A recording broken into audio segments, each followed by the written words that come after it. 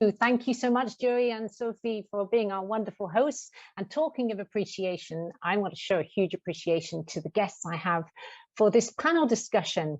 We're really grateful to Martha Lane Fox, who is the chairwoman of WeTransfer. I think we'll be putting the pin on you in just a minute, Martha. Thank you for joining us to have this discussion. We're big welcome to Fabrizio Gavelli, who is the managing director for Danone company in Italy and Greece.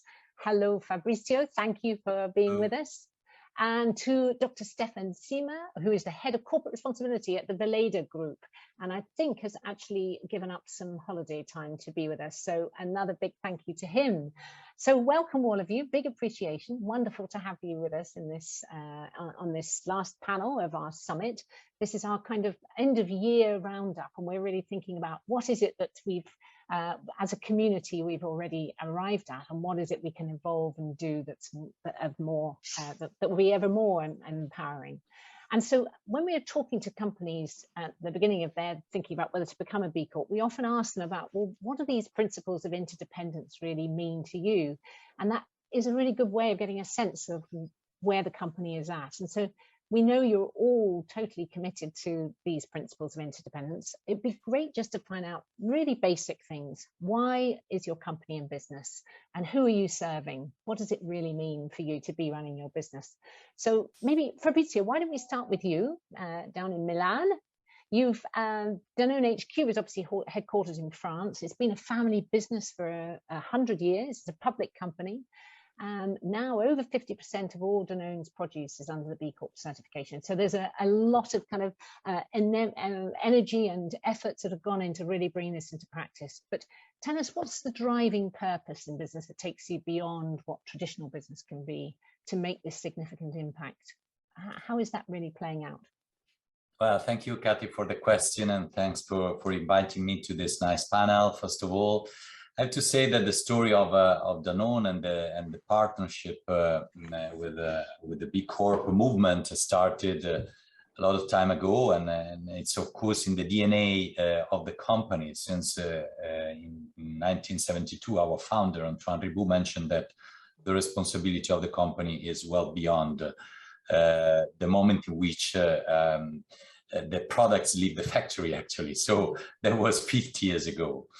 And since then, the role for Danone in the society and the idea of having this dual objective, which is social and economics, has evolved, and for sure found in the B Corp movement a great partner to raise even more the topic, to collaborate with more other companies, to understand really how our direction of one planet, one health can not only be on paper, but can really be led by all our Danones, 100,000 Danones every day, and by all the community where we live in. So that's really something that has been developed. And if I can land this into the country, which is the one where I'm responsible today, I have to say that in the last 2 years, the evolution of this movement has been just amazing. So we are exploding the numbers of B Corp certified companies, as well as the benefit corporations that in Italy today are more than 1,500. And the last 2 years, the index of increase has been really huge. And as we know, Italy has been the first country in Europe and the second in the world after the US, having had the possibility for change actually the bylaws, and that was done by all our company in Italy last year. We got the certification last year of B Corp. So it's a big responsibility because we need to live it every day. We need to really work together to show that we deserve our B Corp certification. Absolutely. Well, big welcome to Danone from last year for your certification. And I know there are many Danoners on the line who are doing all sorts of things in their jobs in various different ways. We've just had a session talking about the role of employees and how they fit in, and Danone in Italy having certified is making a really big impact, and I'm sure all its employees are on that same trajectory with you. So big thanks to them. And I think there's, I'm going to actually move over to Martha maybe, and in a very different industry, in the tech industry. There's a lot of issues in the tech industry at the moment, and we're kind of so dependent on all the tech's provision for us, particularly through COVID. And there's a lot for it to grapple with right at the moment, all sorts of issues. And I wonder whether you could just talk a little bit about what do you think are the most pressing issues as a B Corp in the tech sector right now? Why WeTransfer, why you can operate in this business now? Thank you, and it's great to be here and see so many friendly faces.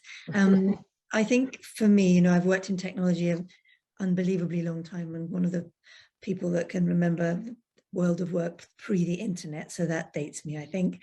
And I'm still somewhat horrified, I think, by some of the things that have come to pass over the last decade in particular. I started an e-commerce business, lastminute.com, back in the late 90s.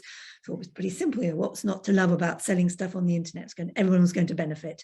Sell more stuff for the suppliers, get better products for the consumers, more convenience, and so on.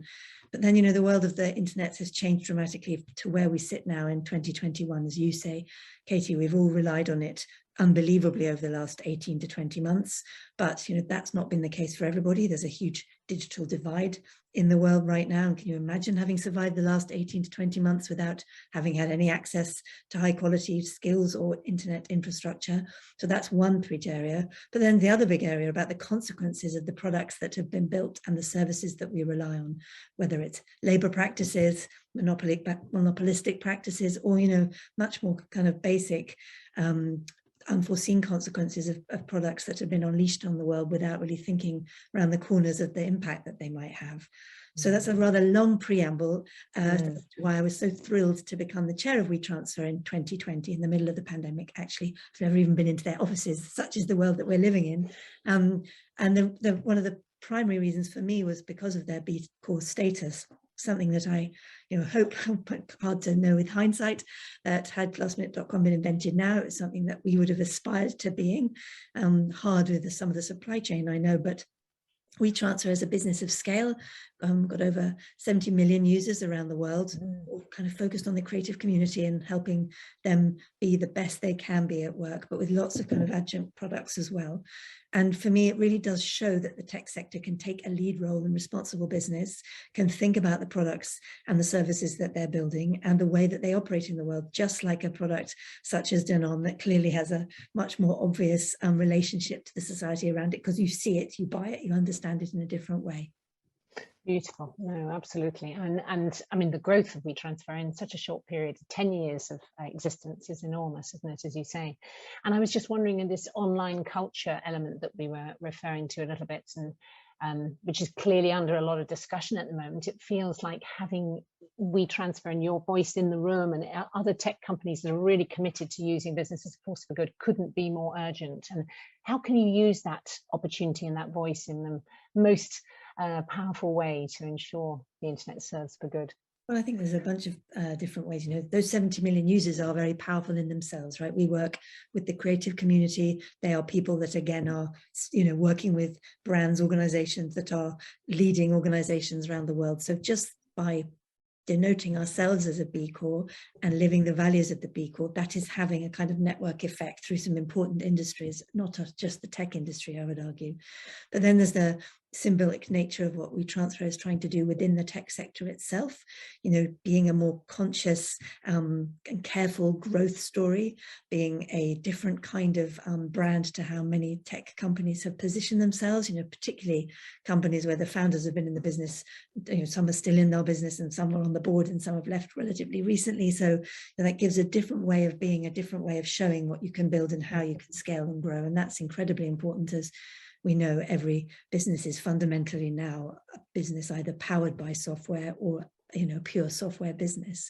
So there's the kind of community of users we have. There's the symbolic nature we can show of how we are within the tech sector.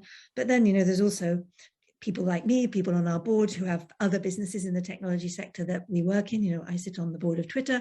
We talk about B Corps on that board, you know, one day perhaps. And I, you know, there are lots of exciting and interesting people that I'm lucky enough to meet, as are our other board members and other people at the company. And it's all part, isn't it, of just building that mission and building that excitement about what you guys are creating and the importance of improving and continuing to build the movement. Beautiful, absolutely. We talked yesterday a little bit about ripples, you know, how much this sort of runs like electricity there. Once you start to get onto this track, it can make so many impactful connections almost effortlessly, and it's but something to be guarded and be stewarded well. And actually, and move it. Thank you, Martha. That was super to hear. And just moving to Stefan, maybe you could just talk. I'm thinking about Weleda's long history in sustainability and their real commitment, and the stewardship that you have as the head of corporate responsibility in holding that special place in the sustainability world, for Weleda to always manage to balance its initial values with the business that it's running. So maybe you could just tell us a little bit more about the value bases and who you're seeking to serve through the company.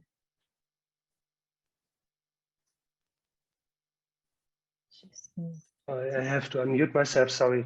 That's all right. Thank you, Katie, for your invitation, and thank you, Martha and Fabrizio, with really your comments are super inspiring to me. So I hope I learn a lot more in the next minutes. So I keep my part quite shortly. And yeah, Stefan Siemer is my name, head corporate sustainability, and at Weleda, which is before I talk about the history, maybe the concept of how to implement sustainability is quite unusual, because we have a very, very small sustainability department, but we have experts of sustainability in all departments, all spread all over the company, in sourcing, in working safety, production, communication, packaging, and so on, product development. So for us, it makes more sense if we have experts where the decisions are made and where the specific skills are needed. So my job is just the coordination of the strategies and to work for the alignment behind the scenes. Mm-hmm. And Weleda was founded now 100 years ago. So I'm super happy that we made the B Corp certification in our anniversary year. 2 months before, and it was founded to provide the new medicine direction of anthroposophy medicine with pharmaceuticals. So this was the founding impulse, and then they came natural organic cosmetics. Now we are the world market leader in these two areas, but we have a turnover of a few more than 400 million euros. So we are very small. And this is, we are well-known brand in the German-speaking areas and some English-speaking as well, but we are very, very small and very unique, quite complex behind, and distributed in more than 55 countries. So it's really an interesting business case behind. And what was really, so we are super happy to join the B Corp community. And what really was a game changer for us, even as we were perceived as very sustainable and perceived ourselves as very sustainable, when we implemented the mission log into the articles of association. That was really a game changer for making business at Weleda. So some month after that, we changed our corporate strategy. Now we have impact positive as a business target for the whole company. And now sustainability issues are much more easy to talk about with all areas of the company. So I'm super happy that we had this mission log.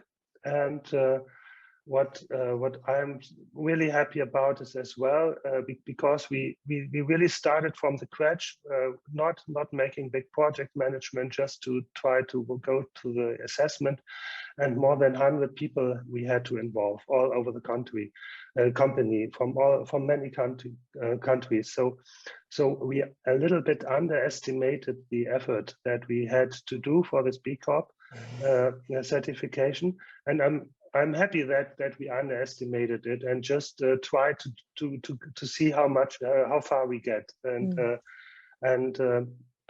now we are in the middle of the first gap analysis, because we had quite ambitious goal to improve our B Corp score during the next years, and let's see where we end up with. Amazing. And yes, a huge congratulations to you for 2 months now, I think, of your time as a certified B Corp. So a big welcome to you, to all of your employees and all the teams who've been involved. I know you talked interestingly before about the kind of high risk of social divide that you felt COVID. This is perhaps relevant to all of you. I think we're all facing this issue of COVID and potentially in the lockdown, and also the issues of guilt on who is responsible for climate or climate destruction.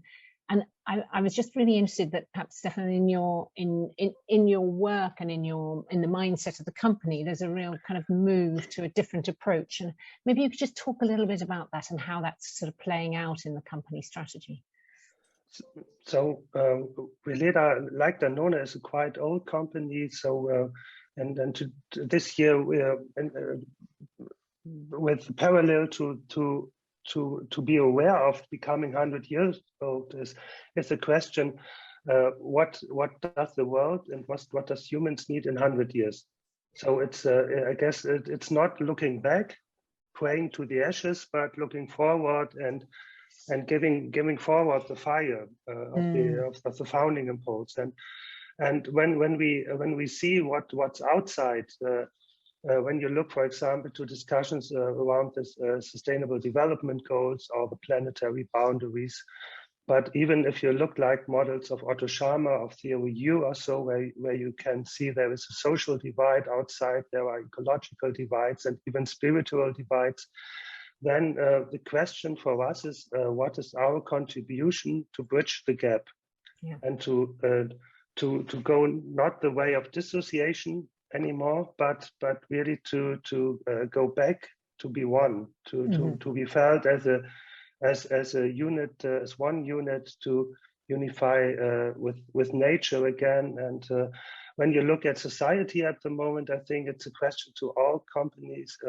What are we doing? For example, now when you see the Corona discussions, especially in the German-speaking areas, where it's I don't want to talk about what is right or what is wrong, but what we observe is that it's not easy to talk about arguments, standpoints, but it's just black or white anymore. And if you go to climate topics, it's sometimes the same, that it's just yes or no, very simple, like a binary code.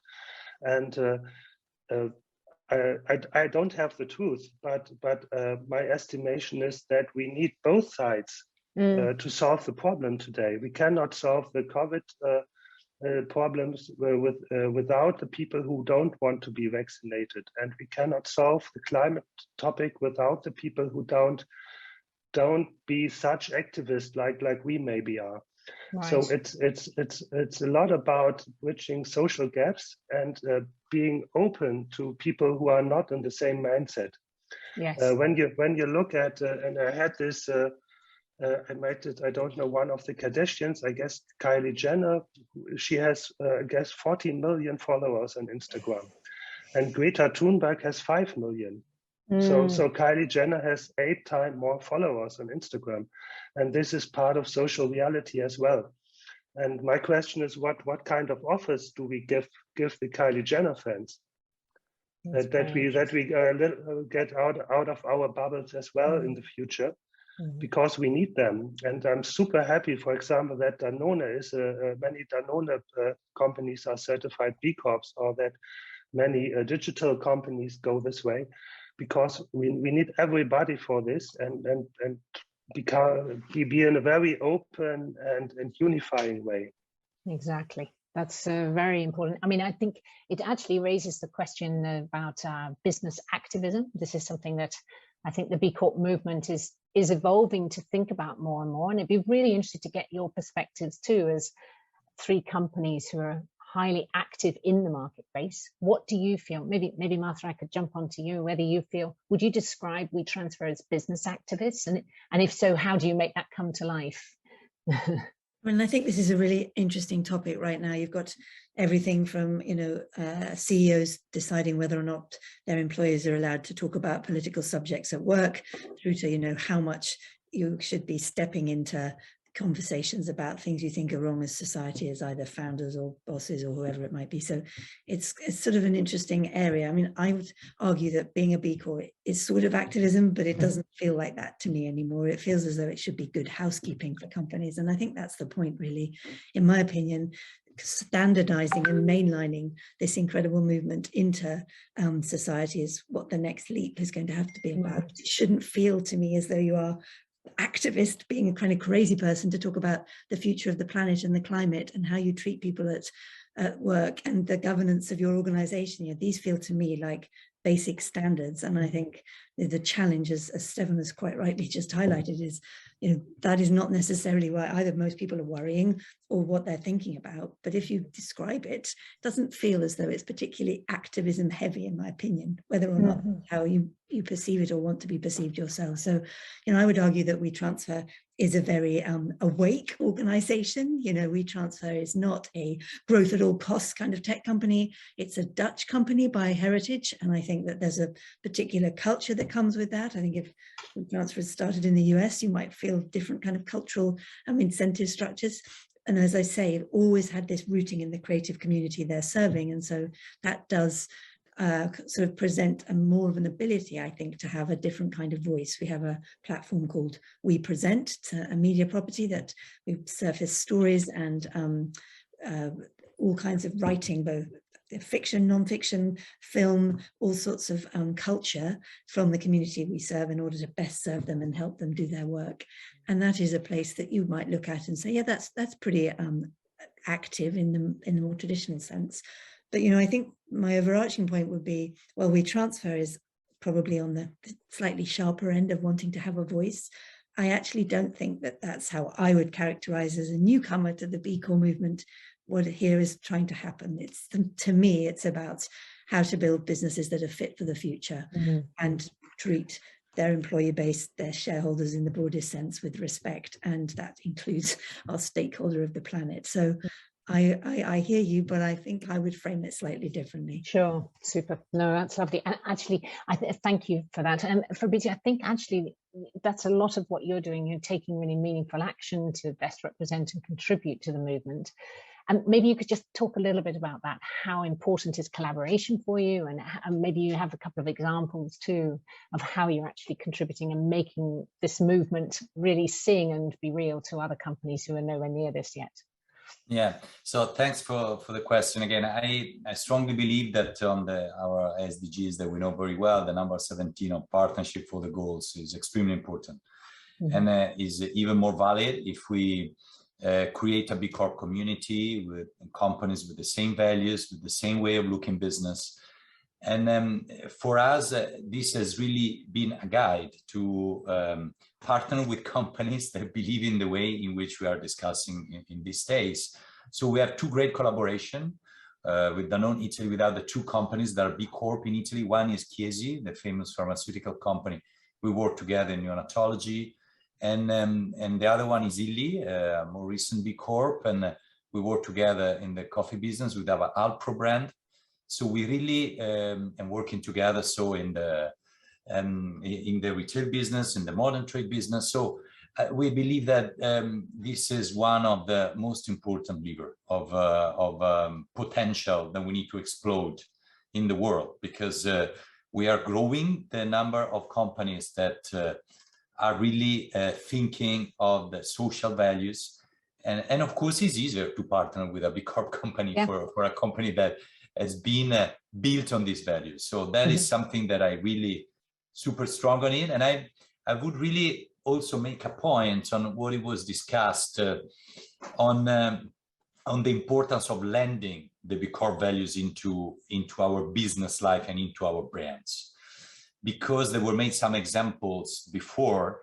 In our case, we were talking about vaccination, Stefan, and one example that I want to bring is the one of Actimel, which is the famous brand that we have.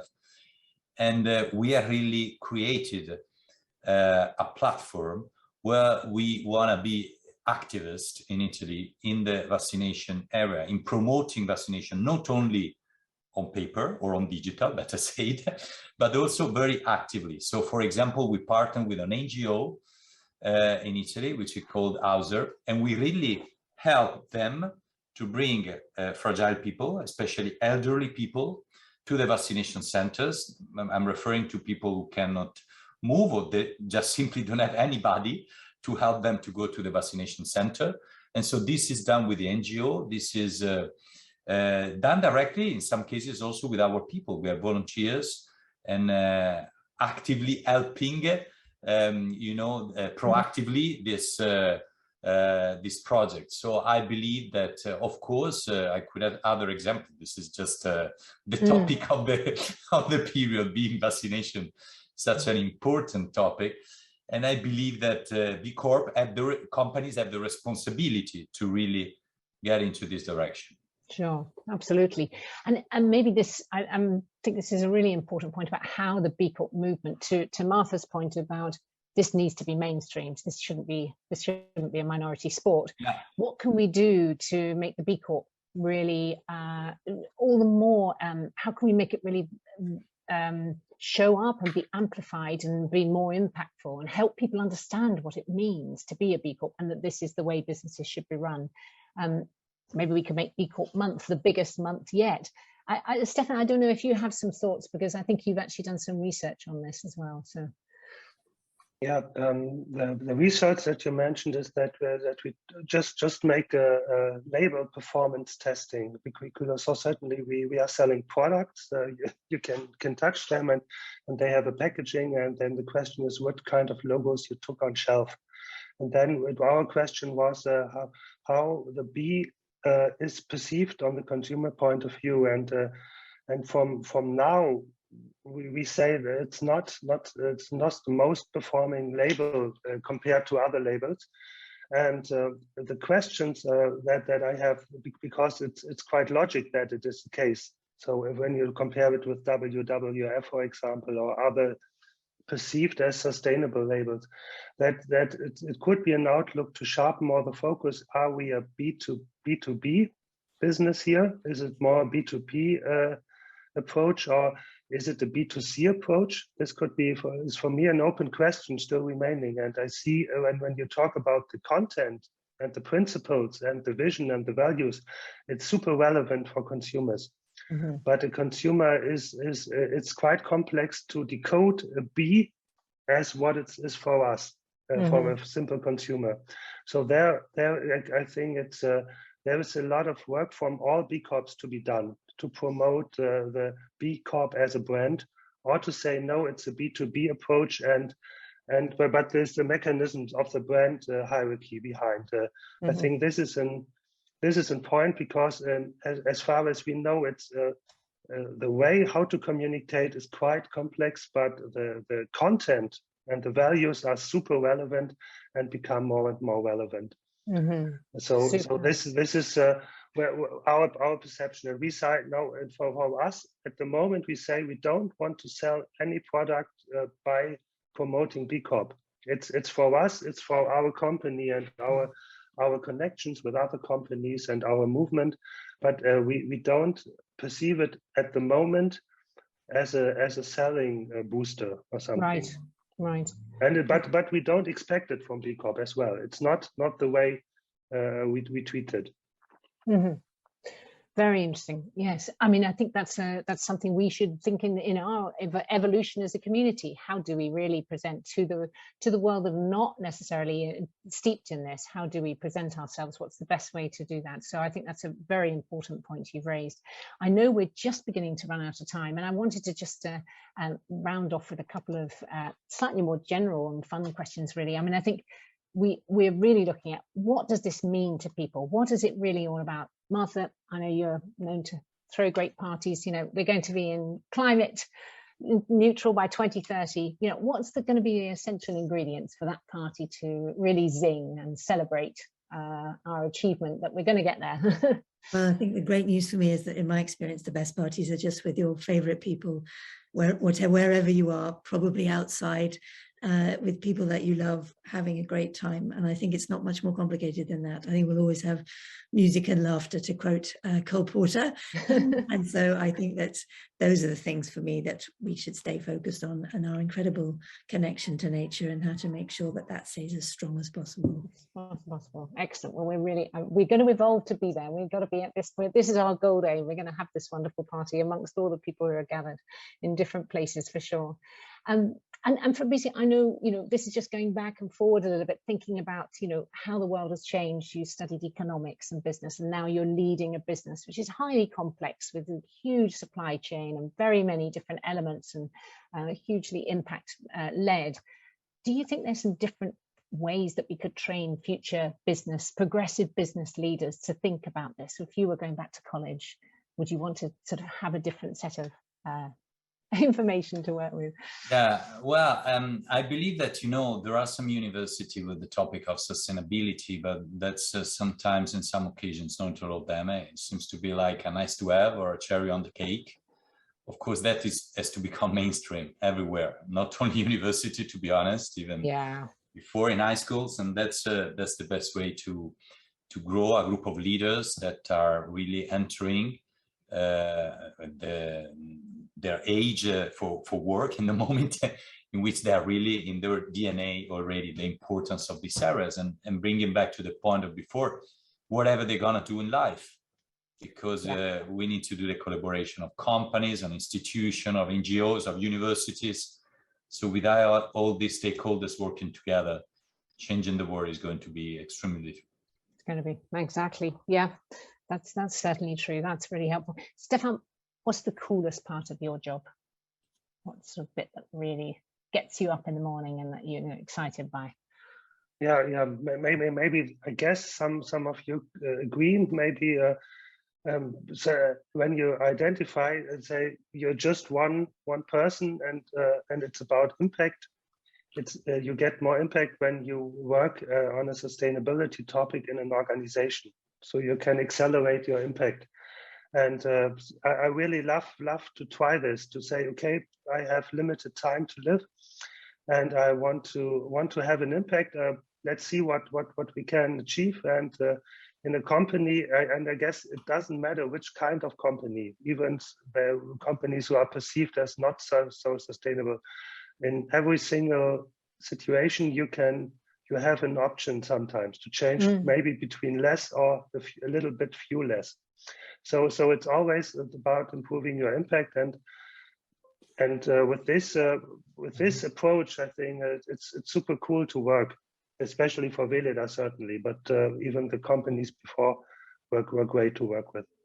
Beautiful, lovely. Last thing to finish off with is your best hope for 2022 for this evolving community. Any particular last wish? Martha, anything you would like to give us to prompt us into the new year? It's so big that even Zoom can't handle the volume of people that want to come. That's our game. Beautiful. Fabrizio, you have something to take? For me, this movement to become more and more mainstream. There was a discussion in the chat, and I'm very, very hot on the topic, and that would be my dream. That's brilliant. And Stefan, I think possibly similar. We are so super efficient here in this virtual Teams and Zoom chats, but I would love to have a physical meeting again next year, and a really conference, drinking together, celebrating together what we have achieved. I guess the last one was 2019 in Amsterdam. Yes. And it was such a great event, and yes, I would love to have such one in future again. Well, let's just hope and pray that we can all help make that come to life. It was wonderful.